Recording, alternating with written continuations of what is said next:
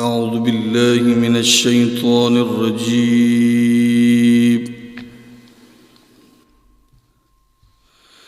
بسم الله الرحمن الرحيم.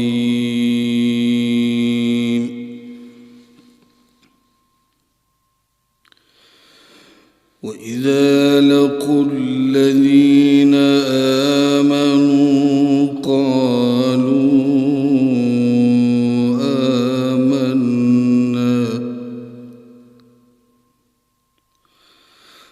وإذا خلوا إلى شياطينهم قالوا إنا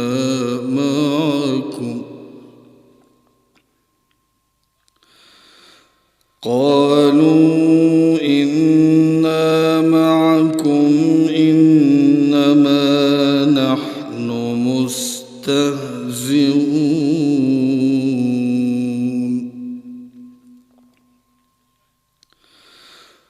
الله يستهزئ بهم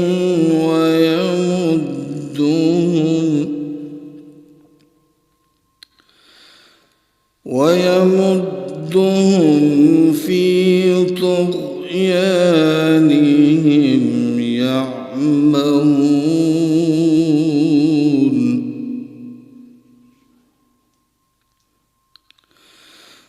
أولئك الذين اشتروا الضلالة بالهدى فما ربحت تجارتهم وما كانوا مهتدين.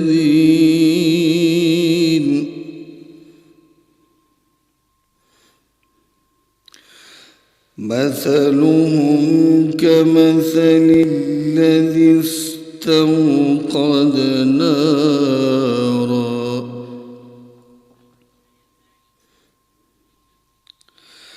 فلما أضاءت ما حوله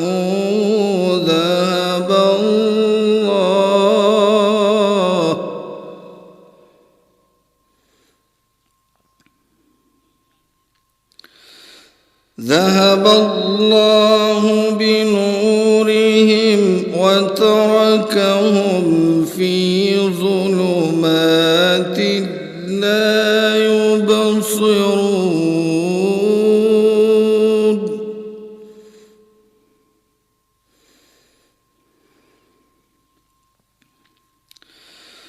صم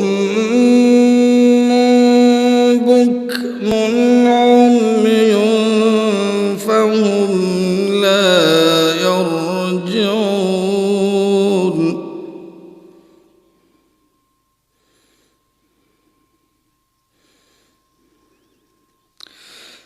أو كصيب من السماء فيه ظلمات ورعد وبرق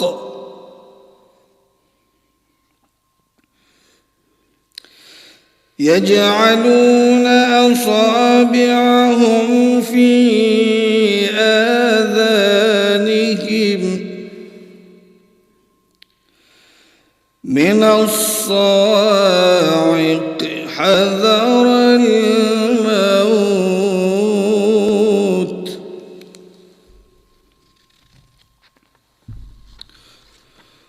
والله محيط بالكافرين.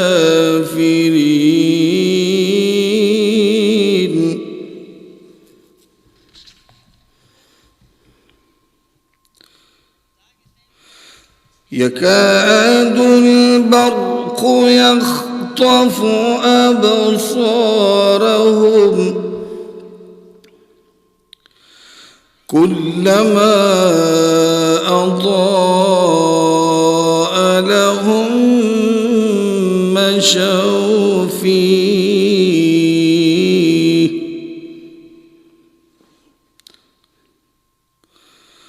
وإذا أظلم عليهم قاموا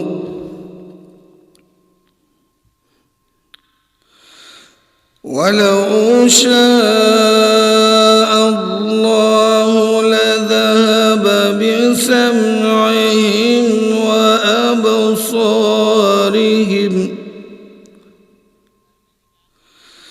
إن الله على كل شيء قدير.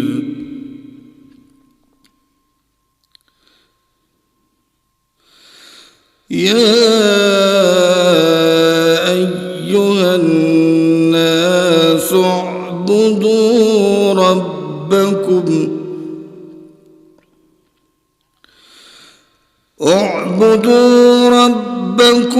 الذي خلقكم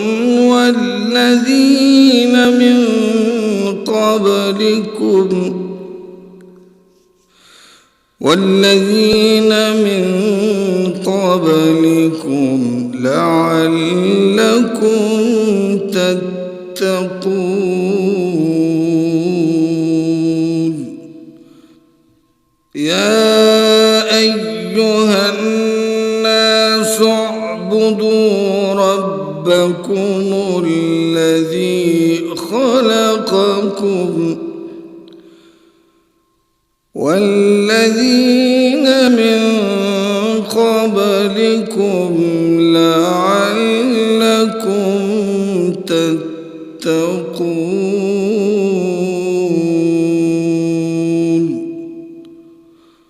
صدق اللہ العظیم. شروع اللہ کے نام سے جو بڑا مہربان نہایت رحم والا ہے.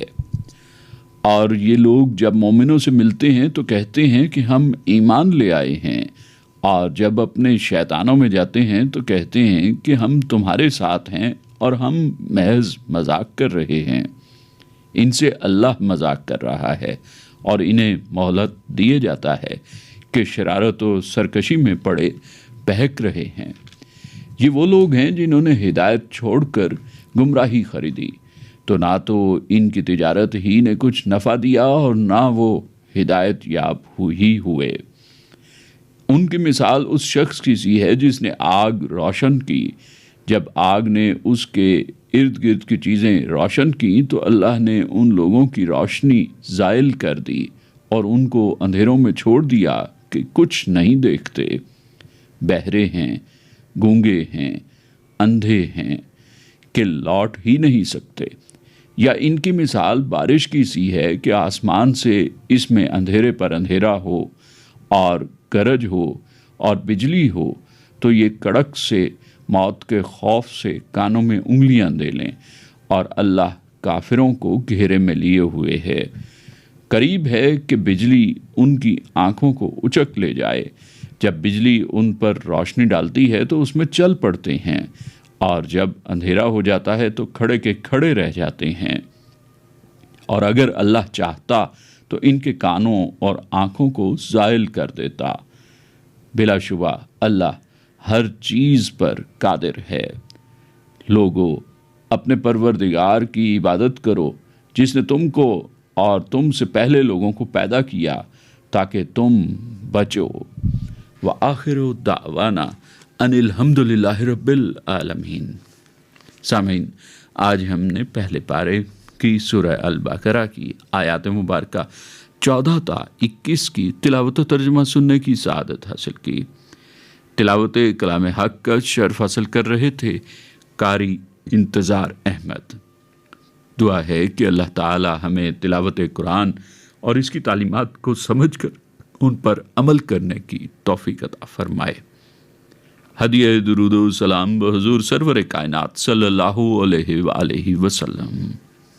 اللہم صلی علی محمد، اللہم صلی علی محمد وعلی آلہ وصحبه وسلم.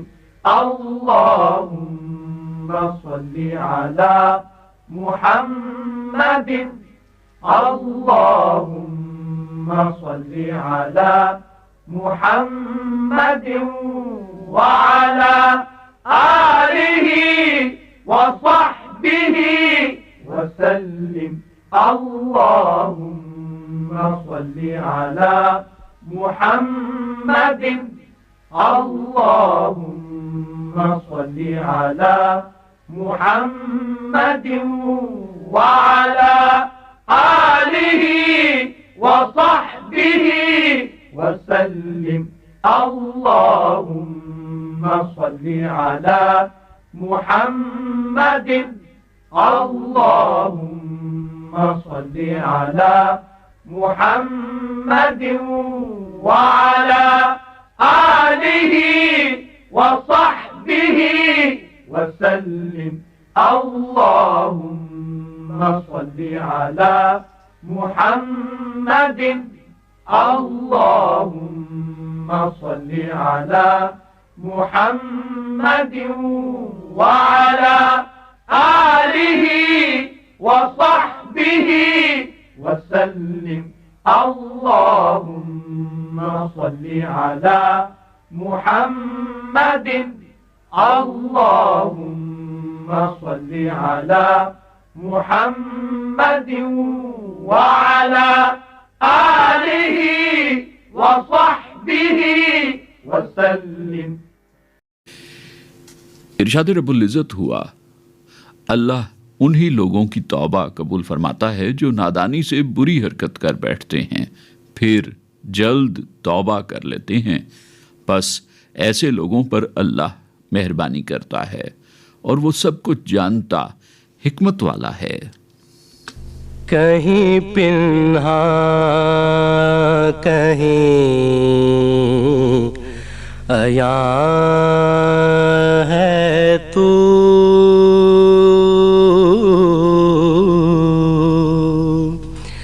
کہیں پنہا کہیں عیاں ہے تو،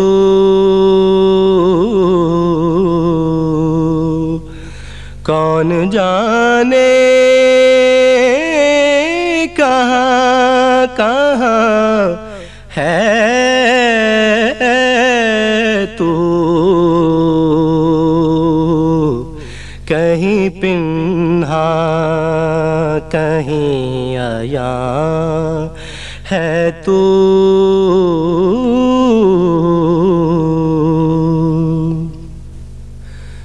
لاکھ پردوں میں بھی نمود تیری،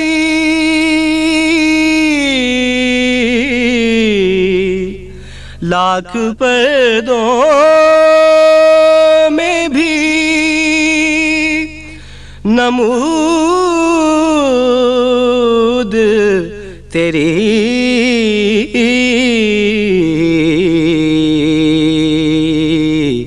یہ بھی ظاہر ہے بے نشان ہے تو، یہ بھی ظاہر ہے بے نشان ہے تو، کون جانے کہاں کہاں ہے تو، سو خطاؤں پہ بھی معافی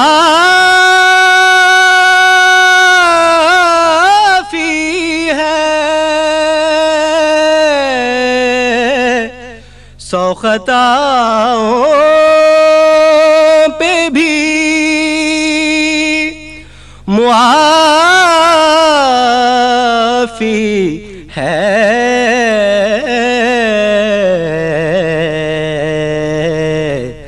کس قدر ہم پہ مہربان ہے تو، کس قدر ہم پہ مہربان ہے تو،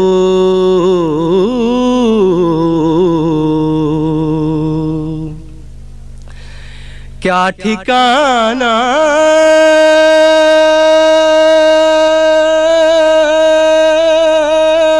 ہے وسعتوں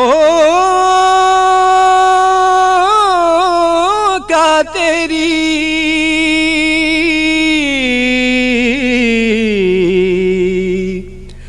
کیا ٹھکانہ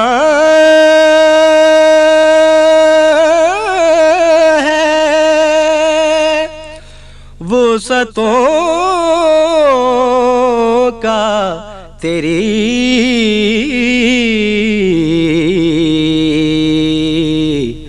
بحر ذخار و بے کراں ہے تو،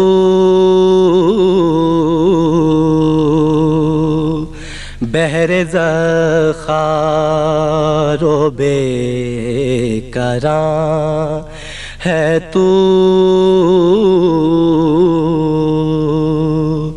کون جانے کہاں کہاں ہے تو، تو درخشاں ہو نجوم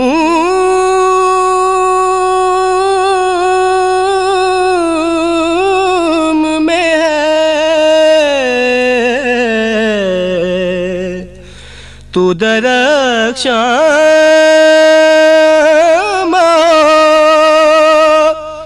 نجوم میں ہے،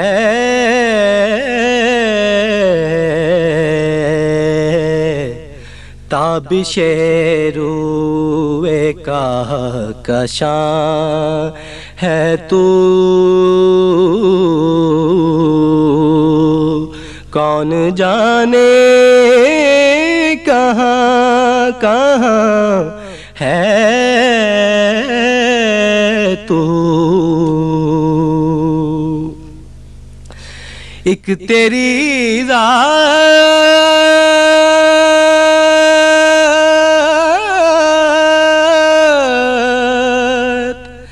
لائق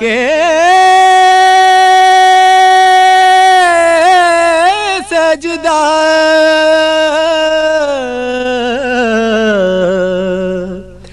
ایک تیری ذات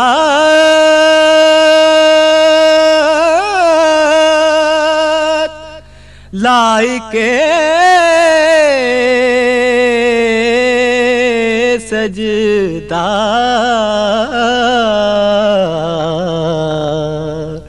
ایک معبود دو جہاں ہے تو،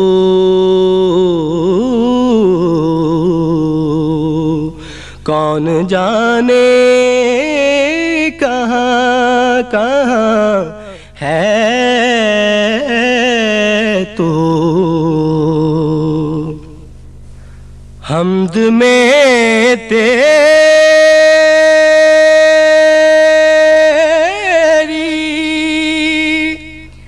کیا کہیے،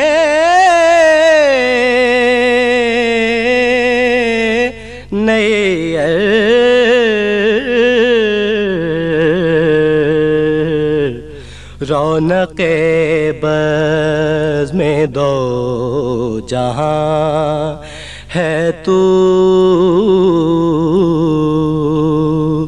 کون جانے کہاں کہاں ہے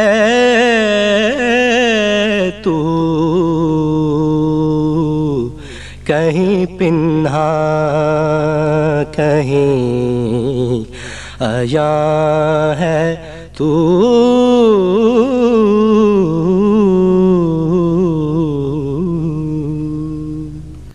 حمد باری تعالی. سامعین، ابھی ہم سننے کی سعادت حاصل کر رہے تھے. گلہائے عقیدت پیش کرنے کی سعادت حاصل کی سید زبیب مسعود نے. درس حدیث. آئیے سامعین، تقاریر کا سلسلہ سنتے ہیں. مقرر ہیں ڈاکٹر عطاء الرحمن. الحمد للہ رب العالمین والصلاة والسلام علی سید المرسلین وعلی آلہ واصحابہ اجمعین. اما بعد فاعوذ باللہ من الشیطان الرجیم. بسم اللہ الرحمن الرحیم. وعن ام سلمۃ رضی اللہ عنہا قالت قال رسول اللہ صلی اللہ علیہ وسلم ایما الامرأة ماتت وزوجها عنها راز دخلت الجنہ. رواہ الترمذی. صدق الرسول صلی اللہ علیہ وسلم. حضرت ام سلمہ رضی اللہ تعالی عنہا سے روایت ہے کہ رسول اللہ صلی اللہ علیہ وسلم نے ارشاد فرمایا، جو عورت اس حال میں وفات پائے کہ اس کا شوہر اس سے راضی ہو تو وہ جنت میں جائے گی. صدق الرسول صلی اللہ علیہ وسلم. حقیقت یہ ہے کہ ترجیحات میں اللہ کے رسول نے ہمیں بتا دیا. یہ بات بھی اہم ہے کہ شوہر سے بھی بیوی راضی ہو، اور یہ دونوں چیزیں ہی مل کر اس پورے کے پورے نظام کو چلاتی. تو حقیقت یہ ہے کہ نبی صلی اللہ علیہ وسلم نے خواتین کے لیے اور بیویوں کے لیے یہ واضح لائحہ عمل بتا دیا کہ اگر انہیں جنت میں جانا ہے تو ان کو ہر وہ بات جو کہ معروف میں سے ہے، نیکیوں میں سے ہے، اچھائیوں میں سے ہے، اس پر اس شوہر کے ساتھ ان کو مدد کرنی چاہیے، اور اس طرح اس کے ساتھ رویہ اختیار کرنا چاہیے کہ جس کے نتیجے میں وہ شوہر ان سے خوش ہو. اس میں یہ بات بالکل واضح طور پر ہے کہ لا طاعت المخلوق فی معصیت الخالق. مخلوق کی کوئی اطاعت جائز نہیں ہے اگر اس میں خدا کی کوئی نافرمانی ہو. یہ بات بھی اور حدیث کے ذریعے خواتین تک پہنچنی چاہیے. شوہر حرام لے کر آتا ہے اور یہ بیٹھے ہوئے کھاتی ہے. شوہر لوگوں سے مال لوٹتا ہے اور یہ اس کے کردار اور اس کے اصلاح کے اندر کوئی چھوٹی سی بات بھی نہیں کرتی. تو حقیقت یہ ہے کہ ہر ایک کو اپنے گھر کے اندر امر بالمعروف اور نہی عن المنکر، اس کا فریضہ انجام دینا چاہیے. یہ کیا چیز ہے؟ معروف کیا چیز ہے؟ انسانی جان کو کوئی وہ نقصان نہ پہنچائے، انسانی مال کو نقصان نہ پہنچائے، انسان کی عزت کے لیے غیبت، تمسخر، تعصب اور اس قسم کی کسی چیز کی گھر کے اندر وہ اجازت نہ دے. اور یہ کہ کسی کے عقیدے کے اوپر اور پھر اپنی عقل کو نشوں کے ذریعے، کسی شراب اور کسی ہیروئن کے ذریعے اس کو وہ محفوظ رکھے ساری چیزوں سے. تو یہ ہے وہ حفاظت جو ہے جان، مال اور آبرو اور عقیدے اور عقل کی حفاظت. یہ مقاصد الشریعہ میں کہ یہ نبی صلی اللہ علیہ وسلم ہی نہیں، 1,24,000 پیغمبر جو شریعت لے کر آئے، جو یہ کتابیں نازل ہوئی، جو امت مسلمہ کی دعوت اور تبلیغ نبی صلی اللہ علیہ وسلم نے کی، اس پورے کی پوری کی بنیاد اس معروف اور اس منکر کے ان معاملات سے ہے. البتہ یہ کہ بہت سی چیزیں مباح ہیں، بہت سی چیزیں ایسی ہیں جن کی اجازت ہے، تو اس میں بیوی کو چاہیے کہ وہ شوہر کی رعایت کرے، اس کو خوش رکھنے کی کوشش کرے. نبی صلی اللہ علیہ وسلم نے ایک حدیث میں شوہر کے لیے فرمایا، آپ نے فرمایا کہ ایک شوہر ایک نوالا بنا کر جب اپنی بیوی کے منہ میں رکھتا ہے، اور اس سے مراد یہ ہوتی ہے کہ ان کے درمیان اللہ تعالیٰ محبت کو قائم رکھے، تو یہ عبادت ہے. نبی صلی اللہ علیہ وسلم نے فرمایا. اب جب اس کو عبادت قرار دیا گیا ہے تو گھر کا اتحاد، گھر کی محبت، گھر کی یکجہتی، گھر کے اندر سارے معاملات کا بڑے ٹھنڈے طریقے سے اس کو حل کرنا اور اس کے معاملے میں مشاورت کرنا، وَأَمْرُهُمْ شُورَىٰ بَيْنَهُمْ کے معاملات میں دونوں ایک دوسرے کے ساتھ مشورہ کر کے معاملات کو حل کریں. یہ جو امرہم شورا بینہم نماز کے بعد ہدایت دی گئی ہے کہ وہ نماز کو قائم کرتے ہیں. وَأَمْرُهُمْ شُورَىٰ بَيْنَهُمْ ان کے سارے معاملات مشورے سے ہوتے ہیں. تو اس سے پتہ چلتا ہے کہ یہ اللہ تعالیٰ کے احکامات کے باوجود، نبی صلی اللہ علیہ وسلم کی رہنمائی کے باوجود، ایک گھر کے اندر اس کی مصالح اور اس کے مفادات کی نگرانی اور اس کے اخلاق اور اصلاح کی طرف اس گھر کو لے جانے کا جو مسئلہ ہے وہ اسپاؤسز یعنی شوہر اور بیوی کی ذمہ داری ہے، اور اس میں ایک راضی اور رضا کی شکل میں ایک دوسرے کے ساتھ تعاون کی شکل میں ان کو آگے بڑھنا چاہیے۔ جو اصولی حکم قرآن نے دیا ہے کہ تعاونوا علی البر والتقوی ولا تعاونوا علی الاثم والعدوان، تم کو چاہیے ہر جگہ تم تقوی اور نیکی کے کاموں میں تعاون کرو، اور گناہ اور ذاتی اور ظلم کے کاموں میں ایک دوسرے کے ساتھ تعاون مت کرو۔ تو یہ کام جو ہے بیوی کو بھی انجام دینا چاہیے، شوہر کو بھی، اور ساتھ ساتھ نبی صلی اللہ علیہ وسلم نے فرمایا انصر اخاک ظالما و مظلوما، کہ تم اپنے بھائی کی مدد کرو خواہ وہ ظالم ہو یا مظلوم ہو۔ صحابہ نے کہا یا رسول اللہ ظالم کی کیا مدد کرنی؟ آپ نے فرمایا اس کو ظلم سے روکنا ہے۔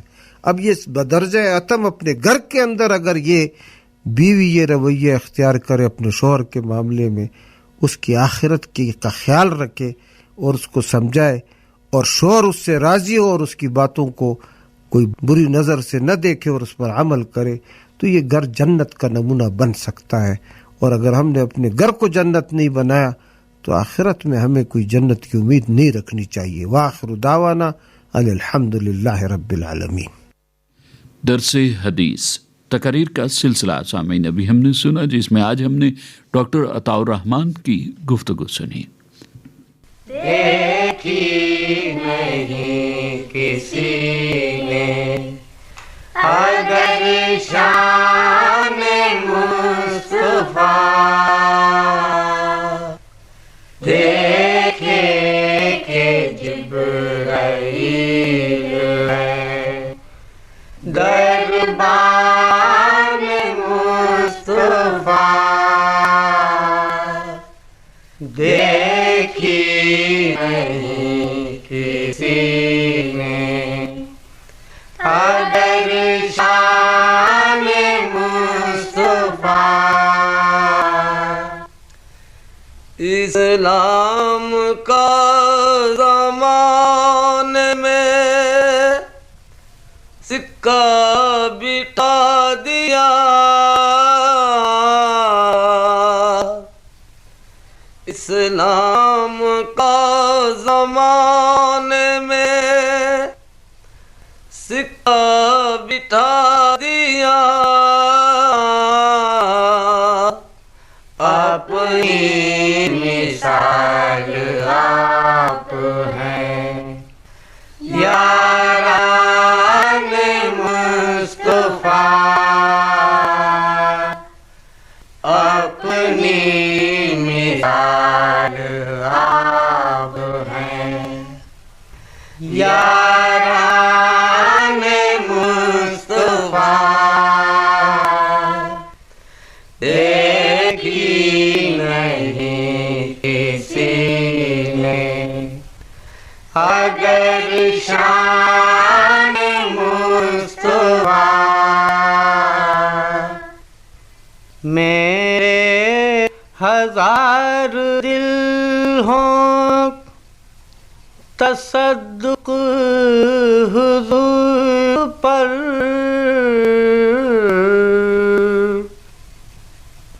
میرے ہزار دل ہوں تصدق حضور پر، میری ہزار جان ہو قربان مصطفیٰ،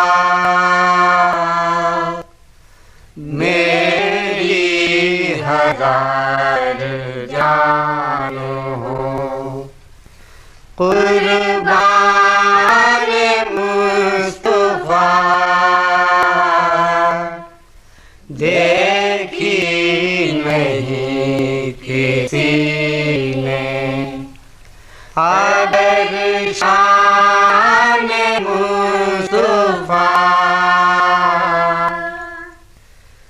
رشتہ میرا خدا کی خدائی سے ٹوٹ جا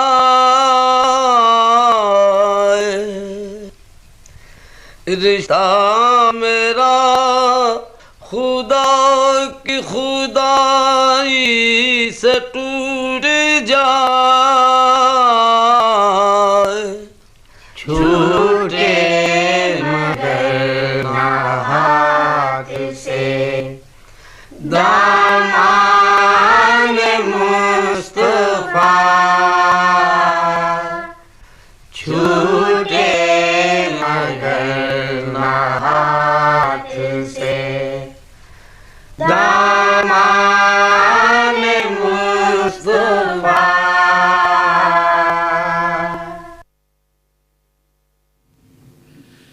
گلہائے عقیدت پر حضور سرور کائنات صلی اللہ علیہ وآلہ وسلم پیش کرنے کی سعادت حاصل کر رہے تھے سائیں اختر حسین اور ہم نوا۔ یہ نعتیہ کلام مولانا ظفر علی خان کا تھا۔ روشنی۔ آئیے سامعین، اعلیٰ اخلاقی قدروں پر مبنی سلسلہ سنتے ہیں۔ مقرر ہیں ڈاکٹر محمود غزنوی۔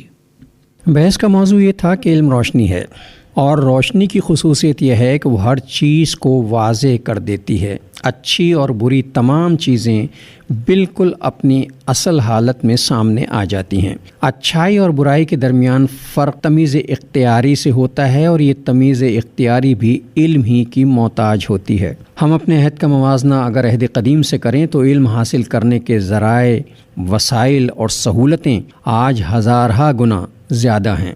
بچہ بچہ تعلیم یافتہ ہے، گلی گلی کوچے کوچے تعلیمی ادارے قائم ہیں۔ پھر جدید ابلاغی ایجادات نے گھر بیٹھے سیکھنے اور علم میں اضافہ کرنے کے بے شمار مواقع فراہم کر دیے ہیں۔ اس کے باوجود علم کے وہ ثمرات معاشرے میں نظر نہیں آتے جو علم یا تعلیم سے حاصل ہونے چاہیے۔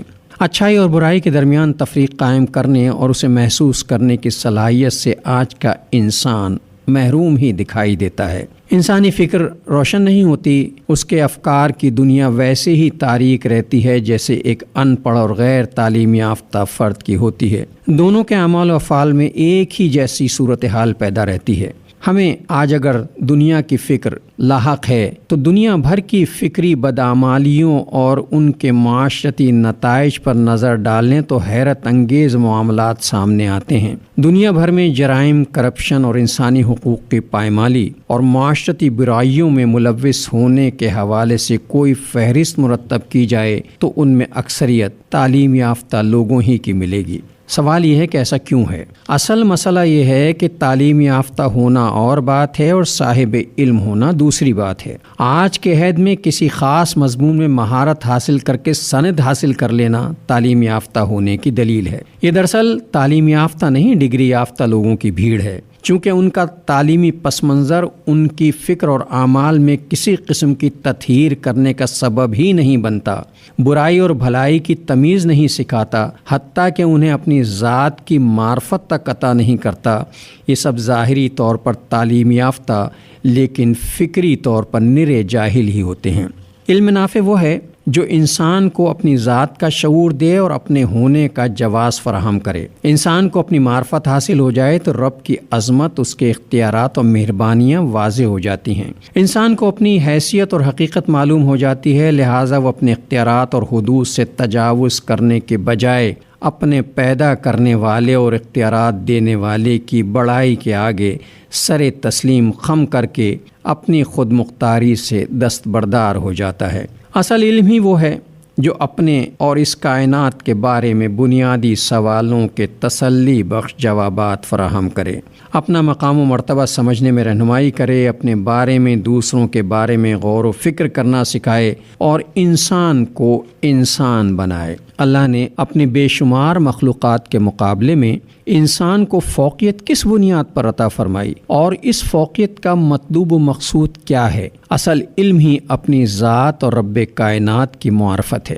جب تک اپنے مقصد تخلیق کا فہم و ادراک نہ ہو، اس وقت تک اس کی دنیا اور آخرت دونوں ہی خسارے میں رہتی ہیں۔ یہ سوال ہی اصل علم ہے کہ میں کیوں پیدا کیا گیا ہوں اور سب کچھ تخلیق کر کے میرے تصرف میں کس لیے دے دیا گیا ہے، مجھے اس دنیا میں کیا کرنا ہے اور کیا نہیں کرنا ہے۔ وہ میرا رب ہے اور میں اس کا نائب۔ نیابت کی ذمہ داریاں پوری کرنے کے لیے علم و حکمت عقل و دانش اور خیر و شر کی جس تمیز اختیاری کی ضرورت ہے وہ رب تعالیٰ نے انسان کو عطا فرما دی۔ علم و معرفت ہے جو انسان کو قدم قدم سجدہ شکر بجا لانے پر مجبور کرتا ہے۔ انسان کو یہ احساس ہو جائے کہ وہ جسمانی، روحانی اور فکری اعتبار سے کتنا کمزور و بے بس ہے، یہ کائنات کتنی بڑی ہے، کس قدر طاقتور ہے، سمندر کتنے موزور ہیں، ہوائیں کتنی سرکش ہیں، پہاڑ کتنے بلند ہیں اور انسان کتنا ناتواں ہے۔ اس کے باوجود رب کی دی ہوئی صلاحیت سے ان سب پر حکمرانی کرتا ہے، زمین سے رزق حاصل کرتا ہے، سمندر سے غذائیں اور معدنیات نکالتا ہے اور فضاؤں میں پرواز کر کے فاصلوں کو مسخر کرتا ہے، لیکن علم نافع نہ ہونے کی وجہ سے انسانوں کے اس مشترکہ اثاثوں پر قبضہ کر کے دوسروں کو محروم کرنے کی جد و جہد میں انسان لگا رہتا ہے۔ ناشکرا کہیں کا انسان بھول بیٹھا ہے کہ اللہ فساد کرنے والوں کو پسند نہیں کرتا۔ روشنی اعلیٰ اخلاقی قدروں پر مبنی سلسلہ سامعین ابھی ہم سن رہے تھے، جس میں آج ہم نے ڈاکٹر محمود غزنوی کی گفتگو سنی۔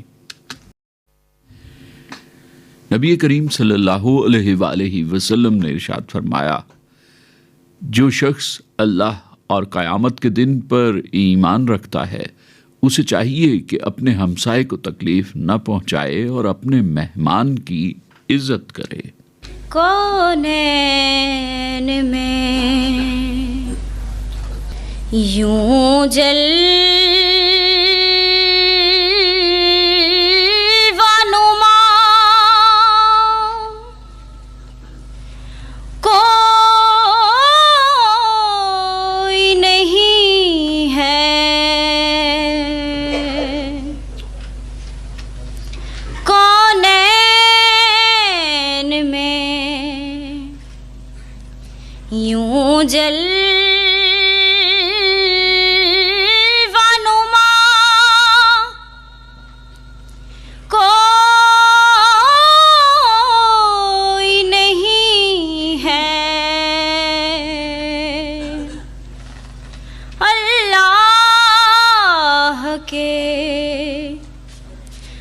بعد ان سے بڑا کوئی نہیں ہے، اللہ کے بعد ان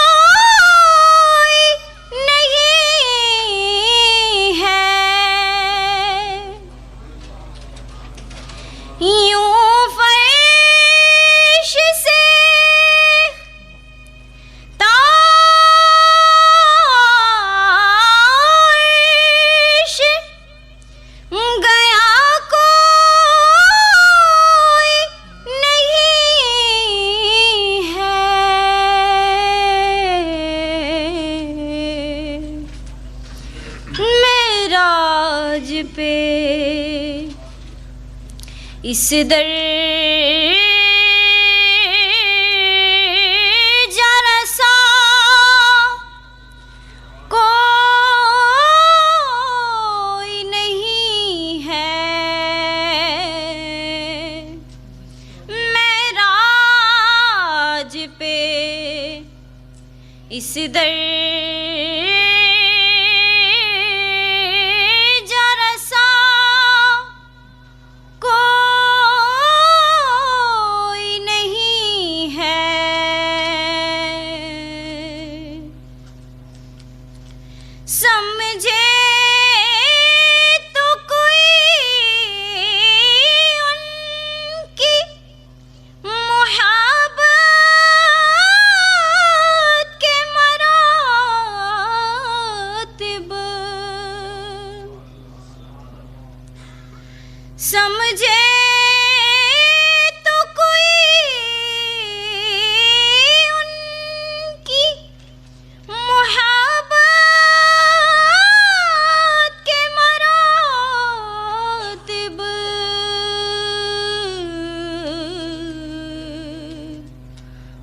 محبوب خدا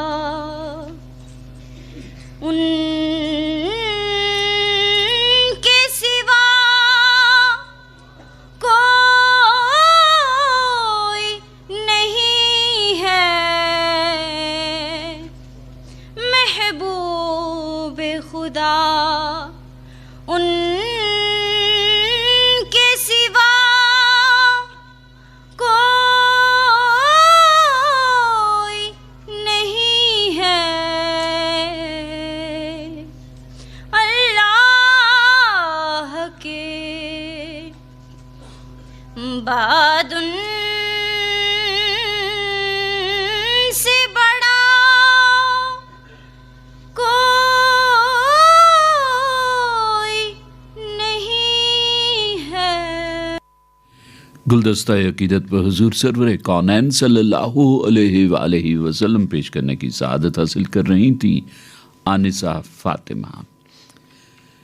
آپ نے پوچھا ہے، آئیے سامعین سلسلہ سنتے ہیں جس میں آپ کے دینی اور سماجی مسائل کے حوالے سے پوچھے گئے سوالات کے جوابات قرآن و سنت کی روشنی میں دے رہے ہیں ڈاکٹر حبیب الرحمان عاصم۔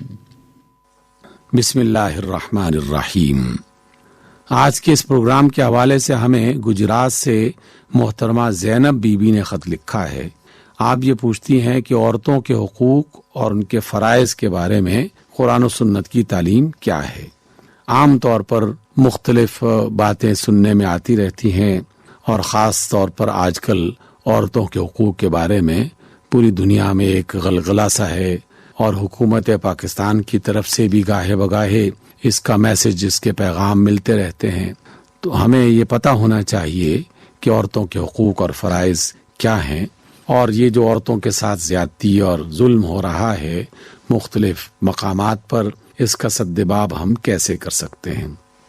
محترمہ زینب بی بی، ایک بنیادی بات سیکھ لیجئے کہ یہ بدقسمتی ہے ہماری، اور قرآن و سنت سے ناواقفیت، لا علمی، اور جو اسلامیات ہمارے درسی نصابات میں پڑھائی بھی جاتی ہے، اس میں وہ تمام باتیں جو انتہائی لازمی اور انتہائی ضروری ہوتی ہیں وہ نہیں بتائی جاتی، جن پر زندگی کو بہتر بنانے کی بنیاد ہے، اور جو انسان کی زندگی کے لیے انتہائی لازم ہے، ان سے اکثر آگاہی نہیں میسر آتی۔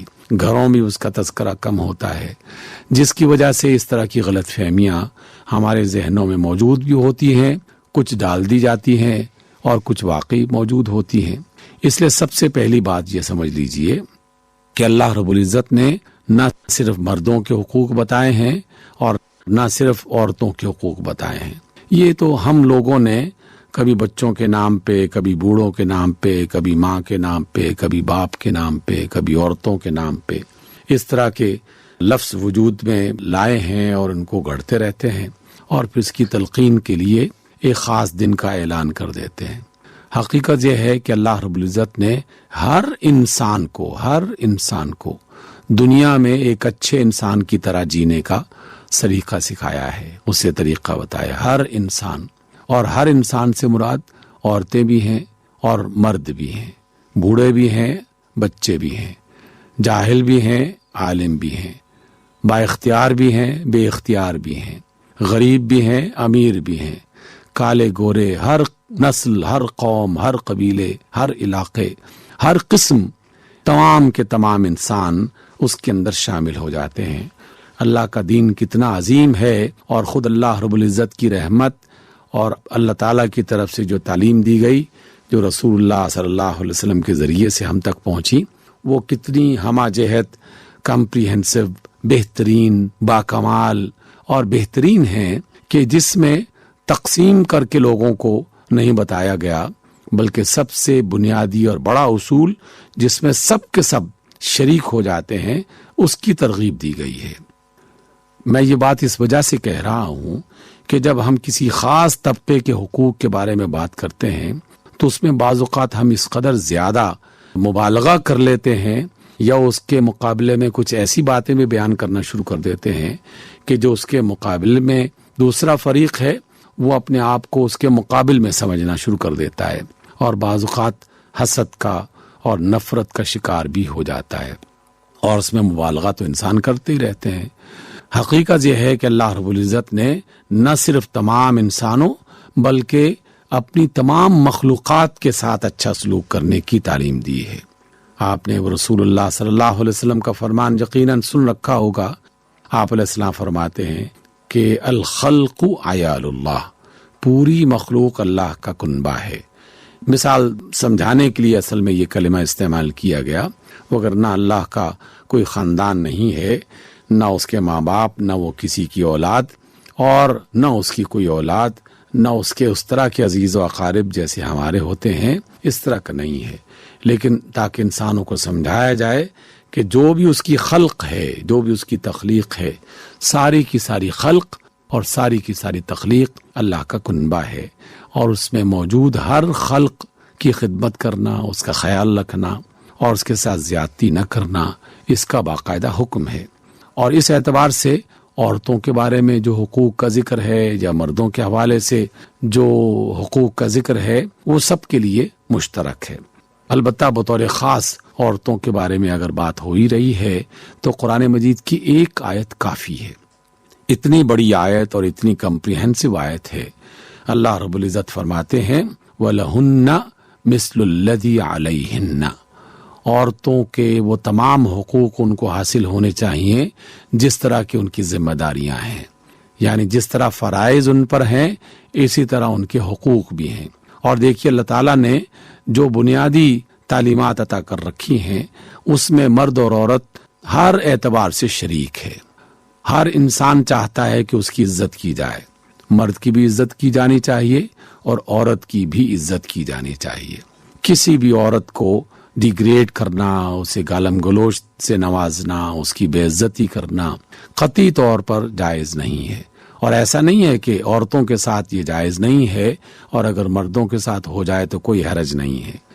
ہمارے ہاں وہی غلطی ہے جس کا میں نے ذکر کیا کہ کسی ایک طبقے کا ذکر کر دیا جاتا ہے لیکن اس کی جو ایک بڑی تصویر ہے اسے نظر انداز کر دیا جاتا ہے۔ تو سب سے پہلی بات عزت اور احترام، ہر انسان کی عزت ہونی چاہیے اور اس میں عورتیں بھی شامل ہیں اور مرد بھی شامل ہیں۔ دوسرا، اللہ تعالیٰ نے انسانی جسم جو بنا رکھا ہے تو ہر جسم کی جو ضرورتیں ہیں اسے ملنی چاہیے۔ جیسے ہر شخص کھانے پینے کا محتاج ہے، ہر شخص آرام کا محتاج ہے، ہر شخص لباس کا محتاج ہے، ہر شخص موسموں سے بچنے کے لیے چھت اور گھر کا محتاج ہے۔ تو یہ سہولتیں جہاں عورتوں کو میسر کی جائیں تو یہ تمام کی تمام سہولتیں مردوں کو بھی ملنی چاہیے، تو عورتوں کو بھی اسی طریقے سے ملنی چاہیے، یہ ان کا حق بنتا ہے۔ اور مردوں کی ذمہ داری خاص طور پر جو مالی معاملات ہیں ان کو دیکھنا اور ان کی سہولتوں کا بندوبست کرنا یہ مردوں کی ذمہ داری ہے۔ لیکن بنیادی بات یہ ہے کہ انسانی جسم کو جس چیز کی ضرورت ہے وہ عورتوں کو بھی ملنی چاہیے۔ اس کے ساتھ ساتھ انسانی جسم کو اگر وہ بیمار پڑ جائے تو دوا کی ضرورت ہے، تو ہر خاتون علاج کا حق رکھتی ہے۔ اس کے علاوہ کچھ ذہنی اور جو جذبات ہیں، جو انسان کے احساسات ہیں، جو انسان کی صلاحیتیں ہیں، ان کو پروان چڑھانے کے لیے تعلیم کی اور مختلف صلاحیتوں کو ابھارنے میں جو ذرائع استعمال کیے جاتے ہیں اس کا حق جہاں مردوں کو ہے وہاں عورتوں کو بھی ہے۔ جہاں مردوں کو تعلیم حاصل کرنی چاہیے، علم حاصل کرنا چاہیے، ہنر سیکھنے چاہیے، وہاں عورتوں کو بھی ہنر سیکھنے چاہیے، علم حاصل کرنا چاہیے، اس لیے یہ ان کا حق ہے۔ اس کے ساتھ ساتھ جہاں اپنی زندگی کے معاملات کو چلانے کے لیے کام کرنے کی ضرورت پیش آتی ہے تو اس کا فیصلہ مرد اور عورت کی بنیاد پر نہیں بلکہ صلاحیت کے اعتبار سے ہونا چاہیے۔ اگر کوئی مرد عقل مند ہے اور کسی خاص میدان میں مہارت رکھتا ہے تو اس کی مہارت سے فائدہ اٹھایا جائے، اور اگر اس میدان میں مہارت عورت رکھتی ہے تو عورت سے اس کا فائدہ اٹھایا جانا چاہیے۔ یعنی یہ تو ایک ایسا کام ہے جس میں اس تقسیم کو پیش نظر رکھنے کے بجائے ہر انسان کے حقوق کے بارے میں جاننا چاہیے۔ اور دیکھیے یہ دنیا کا اصول ہے کہ ہر ایک انسان جب اپنی ذمہ داری پوری کرے گا تو کسی نہ کسی فرد کا حق ادا ہو جائے گا۔ میں اگر اپنی ذمہ داری والدین کے حوالے سے پوری کروں گا تو والدین کے حقوق ادا ہو جائیں گے، اپنے بچوں کے حوالے سے اپنی ذمہ داری پوری کروں گا تو بچوں کے حقوق ادا ہو جائیں گے، میرے بچے جو میرے حقوق ہیں ان کو پورا کریں گے تو میرے حق ادا ہو جائیں گے اور بچوں کی ذمہ داریاں پوری ہو جائیں گی. تو یہ تو ایک دوسرے کے ساتھ لین دین کا عمل اور رد عمل کی ایک صورت ہے جو ہمیشہ سے جاری ہے اور ہمیشہ تک جاری رہتی رہے گی.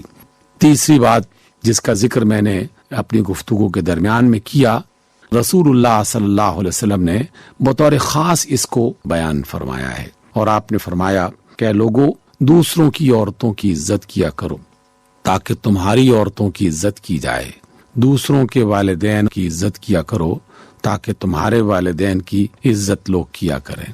گویا کہ یہ ہماری کائنات کا، دنیا کی زندگی کا ایک ایسا قانون اور اصول ہے کہ ہر عمل کا رد عمل ہوا کرتا ہے.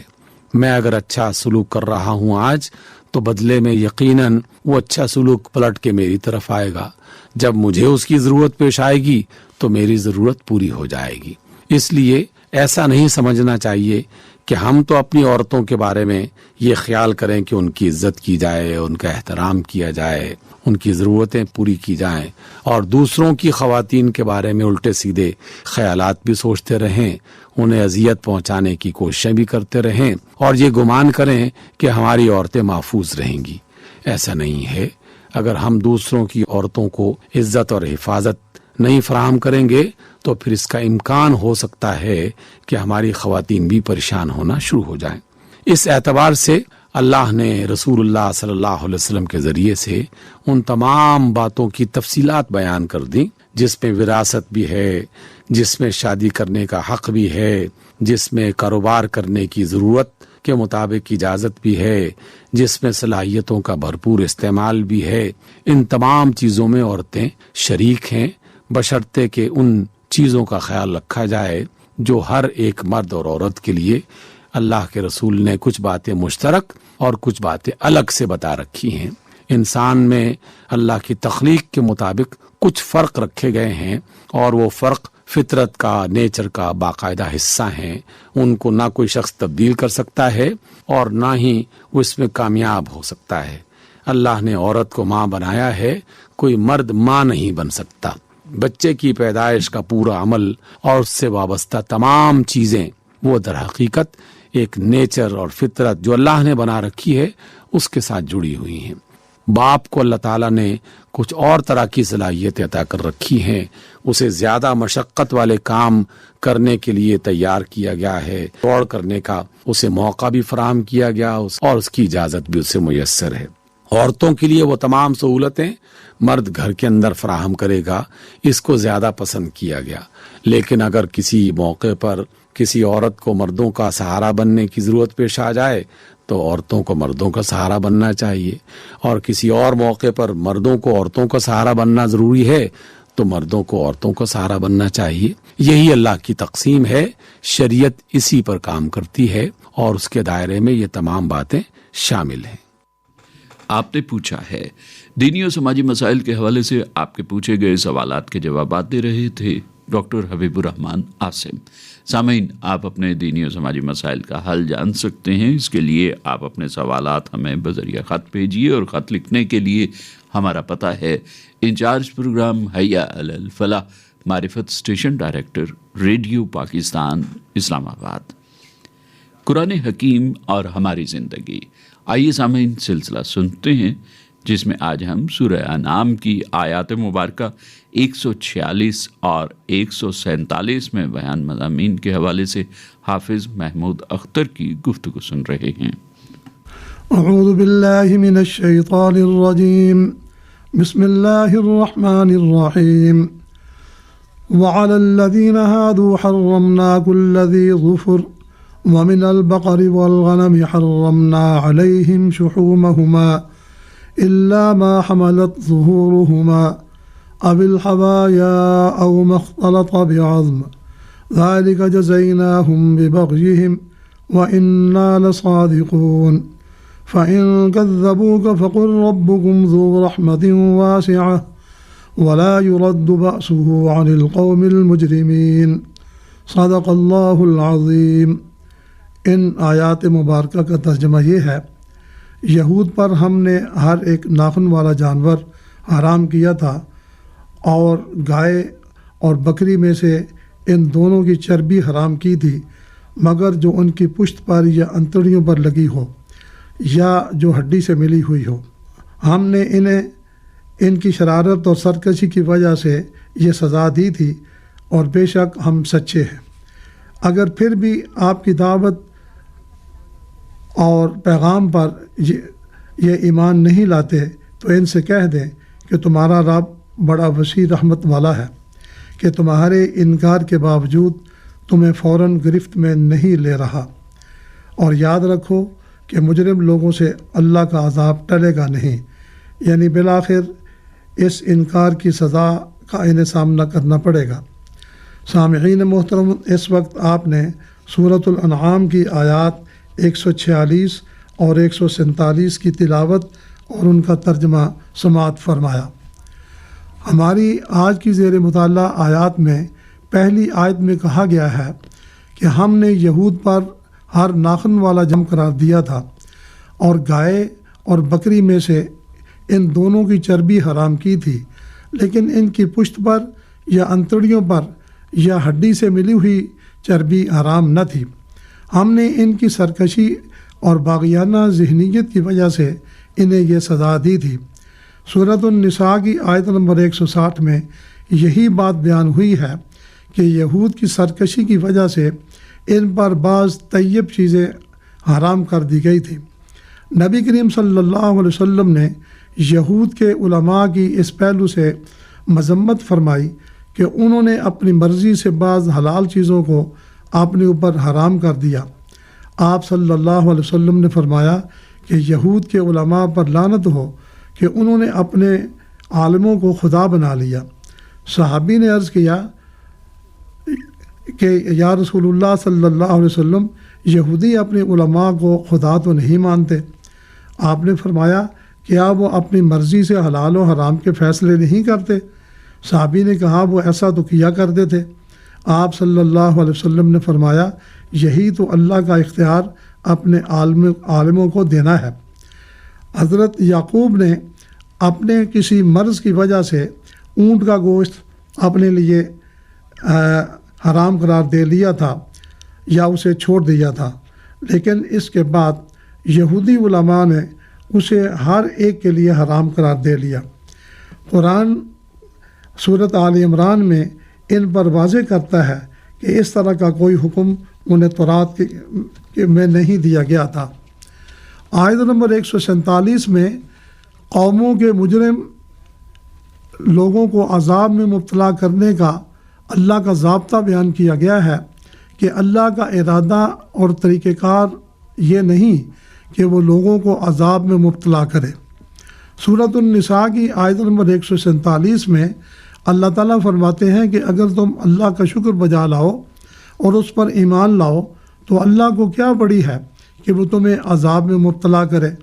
سورۃ الحج کی آیت نمبر 10 میں اللہ کی حکمت عملی بیان ہوئی کہ اپنے پیارے بندوں پر ذرہ برابر بھی زیادتی نہیں کرتے، بلکہ بندے خود سرکشی اور بغاوت کی راہ اختیار کر کے اپنے آپ کو عذاب الہی کا حقدار بناتے ہیں۔ سورہ نحل کی آیت نمبر 33 پہ بھی ہے کہ لوگ کفر، ظلم اور نافرمانی کر کے اپنے آپ کو عذاب کا حقدار بناتے ہیں۔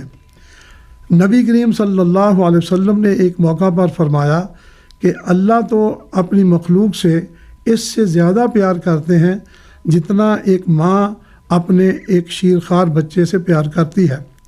سورہ نحل کی پہلی آیت، سورۃ الحج، سورۃ بنی اسرائیل کی آیت نمبر 11 میں یہود کے بارے میں بتایا گیا ہے اور یہ بڑے سرکش ہیں اور دعوت محمدی کو تسلیم کرنے کی بجائے رسول اللہ صلی اللہ علیہ وسلم سے بار بار مطالبہ کرتے ہیں کہ جس عذاب سے آپ ہمیں ہر وقت ڈراتے رہتے ہیں وہ عذاب ہمارے اوپر نازل کیوں نہیں کروا دیتے۔ ان کے اس رویے کا جواب دیتے ہوئے سورہ نحل کی آیت نمبر 61 میں واضح کیا گیا ہے کہ لوگوں کے گناہوں اور ان کی زیادتیوں کے بدلے میں اللہ تعالیٰ انہیں عذاب میں مبتلا کرنا چاہیں تو اس میں کوئی رکاوٹ نہیں ہے۔ کفار سے کہا گیا کہ عذاب کے نازل نہ ہونے کا مطلب یہ ہرگز نہیں کہ عذاب کی دھمکی محض دھمکی ہے، بلکہ اللہ تمہیں عذاب میں مبتلا کرنے کی مکمل طاقت اور اختیار رکھتے ہیں، لیکن اس کی رحمت کا تقاضا ہے کہ وہ تمہیں مہلت دیتا ہے۔ اگر اب تم بغض و عناد کی وجہ سے ضد پر قائم ہو سکتا ہے تمہیں کسی وقت ٹھنڈے دل سے سوچنے کا موقع مل جائے۔ دین حق کو سمجھنے میں اگر اس وقت کوئی بات سمجھ نہیں آ رہی تو ہو سکتا ہے کہ بعد میں سمجھ میں آ جائے۔ اگر موجودہ کافروں کو ان کی ہٹ درمی کی وجہ سے ہلاک کر دیا تو یہ ختم ہو جائیں گے، لیکن اگر مہلت دی جائے تو ان کی اولادیں ہوں اور یہ اولادیں مسلمان ہو جائیں۔ سورہ نحل کی آیت نمبر 61 میں فرمایا کہ اگر لوگوں کے ظلموں کی وجہ سے اللہ پکڑنا چاہے تو نہ صرف انسان بلکہ کوئی بھی جاندار دنیا میں باقی نہ رہے، لیکن وہ تمہیں ایک خاص وقت تک سوچنے سمجھنے اور اپنے رویوں میں تبدیلی اور اصلاح کے لیے مہلت دیتا ہے۔ لیکن جب عذاب آنا ہوتا ہے تو اس میں ایک لمحے بھر کی بھی نہ تاخیر ہوتی ہے نہ تقدیم۔ سورۃ العنکبوت کی آیات 52 سے 54 کے علاوہ سورۃ الرعد کی آیت نمبر 6 میں فرمایا کہ یہ آپ سے بھلائی سے پہلے برائی یعنی اپنے برے انجام کا جلد تقاضا کرتے ہیں، حالانکہ انہیں بھی پتہ ہے کہ اس سے پہلے کتنی قومیں تباہ ہو چکی ہیں، لیکن آپ کا رب ان لوگوں کے ظلم کے باوجود انہیں معاف کرتا ہے، حالانکہ تیرے رب کا عذاب بڑا سخت ہے۔ اللہ تعالیٰ کی یہ بہت بڑی رحمت ہے کہ وہ کسی کے گناہوں اور جرموں پر فوری طور پر سزا نہیں دیتے، بلکہ مختلف طریقوں سے انسان کو سمجھنے کا موقع دیتے ہیں۔ اگر انسان سلیم الفطرت ہو تو وہ فوراً اپنی اصلاح کر کے اللہ کی فرما برداری اختیار کر لیتا ہے، بعد میں وہ توبہ کر کے اپنے گناہوں کی معافی حاصل کر سکتا ہے۔ نبی کریم صلی اللہ علیہ وسلم کے زمانہ مبارک میں ایسا ہوا کہ ایک وقت کے بدترین دشمن بعد میں آپ کے بہترین گئے۔ بعض دشمن خود تو دشمن ہی، لیکن ان کی اولادیں اسلام کے بہترین معاون و مددگار بنی۔ اگر ان کافروں کو اسی وقت آغاز میں ہلاک کر دیا جاتا تو بعد کی زندگی میں ان کی اولادیں پیدا نہ ہو پاتی جو اسلام کی معاون بنی۔ اللہ سے دعا ہے کہ ہمیں حق کو قبول کرنے اور اس پر عمل کرنے کی توفیق عطا فرمائے۔ آمین وآخر دعوانا ان الحمد للہ رب العالمین۔ قرآن حکیم اور ہماری زندگی، سامعین، سلسلہ ابھی ہم سن رہے تھے جس میں آج ہم نے سورہ انعام کی آیات مبارکہ 146 اور 147 میں بیان مضامین کے حوالے سے حافظ محمود اختر کی گفتگو سنی۔ آئیے سامعین، بارگاہ رب العزت میں دعا کے لیے ہاتھ پھیلائیں، اس بارگاہ میں جہاں ہاتھ پھیلانے پر مزید عطا کیا جاتا ہے اور عطا کرنے پر احسان نہیں جتلایا جاتا۔ اللہم یا عظیم السلطان یا عمیم الاحسان، تیرے حبیب پاک پر بے حد و بے شمار درود و سلام ہو، ہمیں اپنی برکتوں سے مالا مال کر دے، ہم پر اپنی رحمتوں کا سایہ رکھ، ہمارے گناہوں کو معاف فرما، ہمیں جہنم سے آزادی عطا فرما۔ ستار العیوب، ہمارے عیبوں کا کوئی شمار نہیں، اگر تیری ستاری ان پر پردہ نہ ڈالتی تو ہم کسی کو منہ دکھانے کے قابل نہ ہوتے۔ مولا، جس طرح تو دنیا میں ہمارے عیبوں پر پردہ ڈالے ہوئے ہے، اسی طرح آخرت میں بھی ہمارے عیبوں کو چھپائے رکھنا، ہمیں دنیا اور آخرت کی رسوائی سے بچانا۔ غفار الذنوب، ہم انتہائی ندامت کے ساتھ اقرار کرتے ہیں کہ ہمارے گناہ حد شمار سے باہر ہیں، مگر مولا تیرا ارشاد ہے کہ تیری رحمت ہر چیز کو گھیرے ہوئے ہے، ہمارے گناہ بھی تیری رحمت کے احاطے سے باہر نہیں ہے۔ تو اے ہمارے رحمان و رحیم اور غفار و غفور اور آقا، تجھے تیری رحمت کا واسطہ، تیری غفاریت کا واسطہ ہمارے گناہوں کو معاف فرما۔ مولا، پاکستان کو دائم قائم رکھ اور اسے تمام زمینی اور آسمانی آفتوں اور بلاؤں سے محفوظ رکھ۔ ربنا تقبل منا انک انت السمیع العلیم وتب علینا انک انت التواب الرحیم۔ صلی اللہ علی خیر خلقہ سیدنا و مولانا محمد وعلی آلہ و اصحابہ و اتباعہ وبارک وسلم۔